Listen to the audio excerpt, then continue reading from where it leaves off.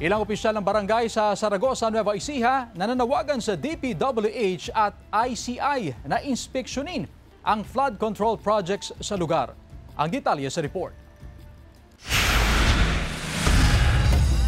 Nananawagan ang mga opisyal ng Barangay Santo Rosario Yang sa Zaragoza, Nueva Ecija sa DPWH at Independent Commission for Infrastructure na imbestigahan ang umano'y nawawala at substandard na mga flood control project sa kanilang lugar. Ayon sa punong barangay, 3 flood control projects ang ginawa ng Nueva Ecija DPWH First District Engineering Office sa Santo Rosario Yang, Santo Rosario Old at Macarse. Kabilang ang ginawang flood control project sa gilid ng Rio Chico Bridge na nagkakahalaga ng mahigit 48 million pesos. So ito po yung isang papel na para dito. Pero yung dalawa, wala po akong alam doon.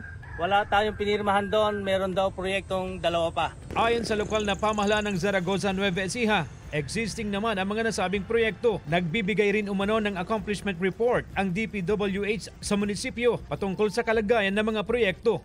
Wala namang nawawala. Existing naman dyan lahat. Hindi man kami nag-i-inspect, pero meron naman silang mga project engineers na dumadaan dito and nakikipag-coordinate at nagbibigay ng report, lalo na yung kanilang accomplishment report. Sinisikap ng GMA Regional TV 1 North Central Luzon na magkuhanan ng pahayag ang pamunuan ng Nueva Ecija DPWH First District Engineering Office. Nauna nang sinabi ng DPWH na makikita naman sa mga nabanggit na lugar ang mga proyekto. CJ Torida, 1 North Central Luzon.